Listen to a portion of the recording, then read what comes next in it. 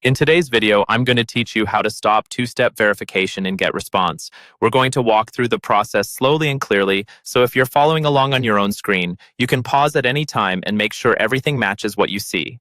By the end, you'll know exactly where this setting lives and how to turn it off confidently. Start by logging into your Getresponse account like you normally do. Once you're signed in and you're looking at your dashboard, move your eyes up to the very top right corner of the page. You should see your profile icon there. Depending on your setup, this might be a small image, your initials, or a generic avatar.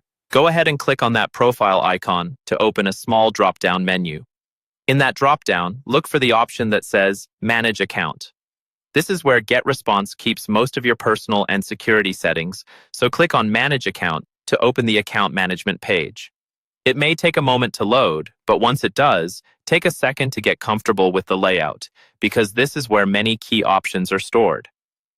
On this account management screen, you want to locate the section labeled Two-Step Verification, or something very close to that.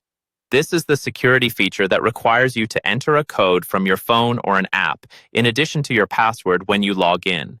If you have trouble spotting it, scroll slowly down the page and look for any heading that mentions verification, security, or two-factor authentication. Once you've found the two-step verification section, you should see a button or a toggle that allows you to disable it.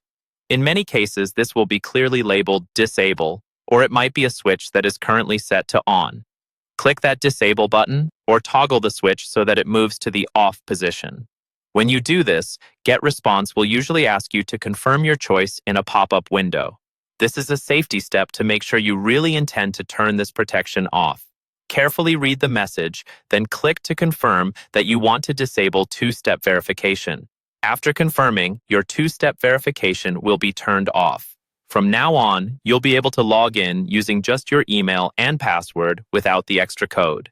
If security is important for your account, consider using a strong, unique password and updating it regularly to help keep your data safe.